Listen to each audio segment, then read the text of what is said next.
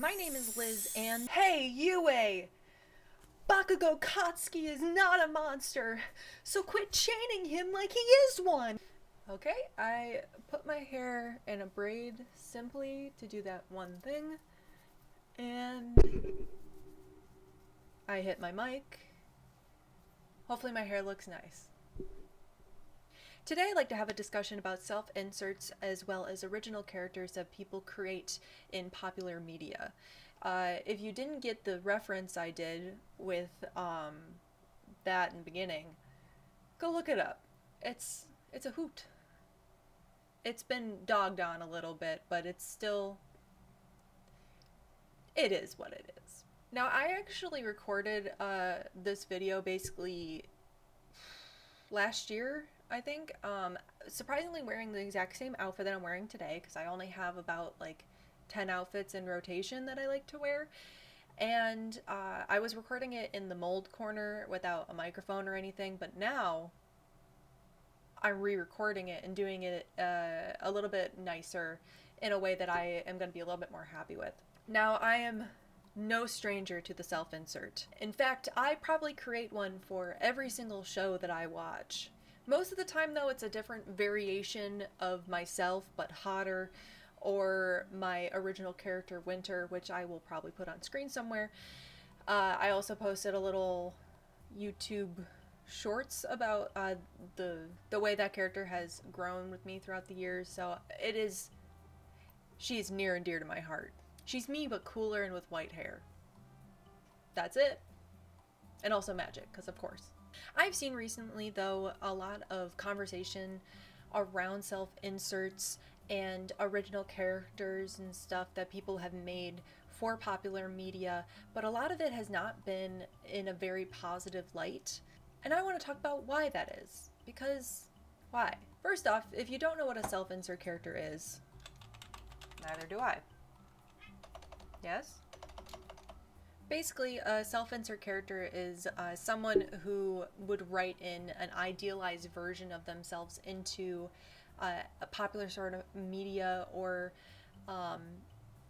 just making themselves to be friends with everybody that's in the game or the show that they like. No problem with that. Now, a self-insert is different from a YN or MC character that already has a distinct role in the story that you're playing or watching. Now, they already have their own story, but you might have some effect on it by being able to create choices for them or being able to customize them a bit. Examples of this would be the main character in Love and Deep Space, or even as any of the Fire Emblem main characters that you can change their name. Even though they still will have the same storyline, they will still be in that thing, but you can, in Fire Emblem Three Houses, you can have choices when it comes to dialogue with some of the other characters, but in the previous Fire Emblems, I've played Fates, different story on Fates, but you can customize that character, you can name that character, and you can also kind of choose your own story a little bit, but it is still set in stone. Now, I always name every single character that I play as Liz with 2 Z's. That's me. But that's also why I decided to make my YouTube channel to be Liz with 2 Z's, because I guess I'm kind of playing a character here, but I'm playing a character all the time in my life. That was so lame. Anyways, I've mainly seen some discourse between OCs and canon characters being in possible romantic relationships. This is basically where people will essentially ship themselves with a character, or they'll create their own character and ship it with that character that's already in the show. Now, I don't think that this is inherently a problematic thing. What I do think is weird is when adult creators will create a character that is supposed to be a minor with a lot of plot and not a lot of plot, and ship themselves basically with another minor character. Kiko, can you not please? No. Basically, they're just kind of shipping themselves with a minor, and I don't like that. Now, this is not just secluded to the My Hero Academia fandom, even though they are the loudest, and it's what a lot of people do see online. It is disgustingly in a lot of fandoms, and I do not like it. I think it's gross. But I do think it's kind of fine if you're creating a character that's supposed to be a child, and, you know, maybe they have a little bit of a love interest with another child, but it's when it starts to get, like, strangely sexual that I find very gross, and I don't want to see that anymore. Stop doing that. Sometimes things are best kept to yourselves, but even still, why are you thinking that? Blech. Now, I personally don't really care what people create and do within moral limits, but I have seen so many angry people talking about how that character wouldn't do that, or the classic, that's my comfort character, and seeing them like this makes me upset, and you actually need to delete your whole account because that character is mine. It's a character. If it's anybody's, it's the creator of the character. Stop making things weird. Sometimes I think that creating a OC in a canon world can be a fun and creative way to get yourself. Actually is good to try and get more people interested in the fandom, in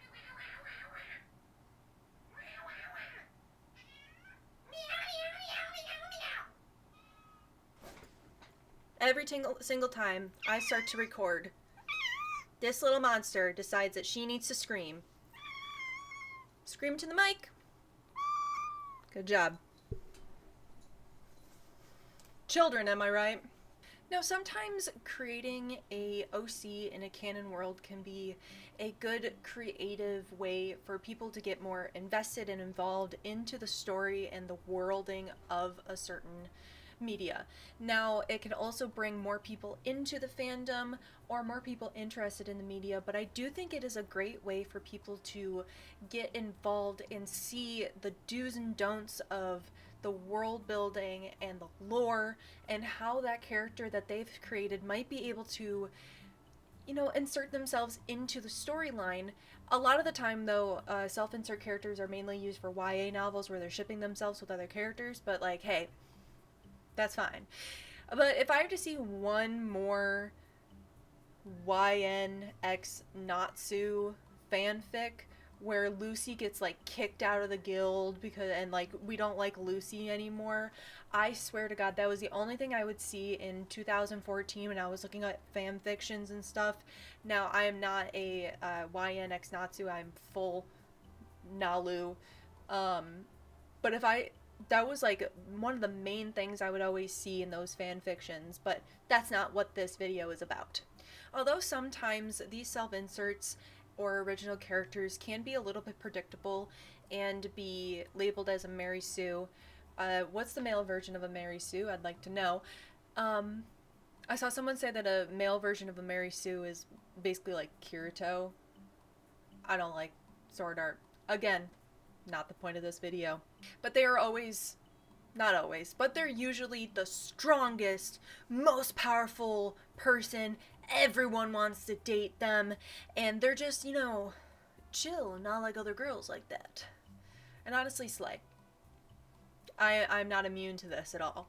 Many of the inserts that I have come up with throughout my entire life have basically had no flaws, except being, like, maybe sad, because I was a sad teenager and now I'm a sad adult, but I'm a little bit better at hiding it, I think, now. And yeah, I made them super strong. Like, yeah, they're also now the Avatar. Sorry. They're better than you, and Zuko is gonna date my character. And they're also, my self-insert is gonna join Luffy's crew and help him find the One Piece, and she's also going to date Sanji and put him on a little bit of a better path so he's not, you know, the horror that he was in Fishman Island. We don't talk about Fishman Island. And, like, yeah, I made a fairy tale OC in the past, and, you know, she went on a 100-year quest. by herself. And she did that in like 7 years or so, and she came back to the guild and nobody knew who she was because, you know, they weren't around to see her or know who she was. And but the people who do know who she was Master Makarov and Loxus, because of course she was Loxus's sister. So like, she was super powerful, and of course she was a dragon slayer, and she was actually stronger than Natsu and could like beat him up like Gildarts. She was like on par with Gildarts, and everybody thought she was really cool. For some reason I didn't decide that nobody wanted to date her, but like everybody thought she was really cool. I think I still have the little comic that I tried drawing up when I was like 14. Yikes. Now, is this all a little silly? Yes. But I do not understand the horrible hate that I see in comment sections of people just creating something and showing off their original characters in a canon world. And I don't know if it's just because my first original character and self-insert was a Sonic character, and literally everybody on the internet in 2010 had their own Sonic character. Look up your name and put the hedgehog after. You'll see somebody's self-insert that they have created. Now, I think this may have desensitized me for my future, because I legit do not care when people create their own characters for media, because how can I judge somebody for doing something that I also do? I do think that it is perfectly fine to create these self-inserts, create these original characters, as long as you're not harming somebody. And no, someone shipping their OC with your favorite character does not harm you in any way. I've also seen a lot of the Love and Deep Space community get mad for some reason for seeing other MCs with their main lead man. If like they post like their little Snapchat things that they make, some people are really creative with those, and I do not understand how they can do all that. I get really impatient with it, but it's like fun every so often. But people will post their MC with like Silas girlies, you're on thin ice right now, even though I'm partly one, but you're on thin ice lately. But they, you know, for example, they'll get mad that they see another main character with Silas and be like, that's my man, not yours. Girl, we are literally, I don't care if you're a girl or not, we are literally all playing this game. We're all gonna be with the Love and Deep Space main leads. There's a cow farm. You're gonna find cows outside. Side note, I have seen people of many walks of life, male, female, non-binary, playing Love and Deep Space, and I enjoy the community most of the time because everybody seems to be relatively nice. Moving on. I say in general, have fun. Don't hurt anyone, be respectful, and we're good. And if someone makes an OC that you don't like or has a story that you don't like, it is so easy to just scroll on. I do not understand wasting your energy and time getting mad at somebody for creating something that maybe you don't like. But that's not what I think the character would do. See, I actually like that character more than anyone else. We're actually married, and they wouldn't do that. So I think you should delete your whole channel and account before I dox you. But if you're mad about it, why don't you draw it yourself? Create your own media. Create things on yourself. If you don't like something that someone else does, just scroll and make something that you might like. Why waste time being negative when in the long run it will not matter at all? Or hey, let's stop being rude to the actual creators of the series and things, because we're gonna start losing our viewing privileges if we keep bullying creators for things. Like all those Love and Deep Space players that sent death threats and hate to the Raphael birthday card thing, and they got their accounts permanently banned. Hey, let's stop sending death threats to people. I know Raphael isn't a real person, but even still, the company getting And seeing all of those like hateful birthday messages, that's not great, guys. Let's not do that. We're really gonna start losing our viewing and playing privileges if we can't behave. Also, you thought you could get away with dissing Love and Deep Space's poster boy? Nah. It's his birthday the day I'm recording this. You can't get away with that. Raphael is he's great. And that's actually Gore of my favorite character, and I'm very unhappy right now. So you're gonna need to take that back and delete your account. That's the only way. Sorry. You gotta leave. And also, give me all your cards while you're at it. I've already spent a lot of money on this game. Anyways, overall, making main characters, self-inserts, original characters is fun. I do it, you do it, and I enjoy seeing them. I enjoy seeing a nice community of people who are like, hey, your original character's pretty cool. Now, here's my original character. Maybe they can be friends. That's fun. Have I done that? No, I'm too scared. But I've seen it done, and I think it's really cute. And I love seeing a community of people coming together over a shared thing and creating their own unique experience with that. That's great. That's what life's about, man. I also like giving my main characters headcanons that aren't really in the actual storyline or anything. I just think it's fun to make them a little bit more like me. Because then I'll start to like have a little bit of a parasocial thing with Claude Von Regan, and you know, I am Byleth, Byleth is me, but I also named Byleth Liz, so yes, Byleth is Liz, Liz is me, I am Liz. We have fun here. Now if you enjoyed this video, thanks.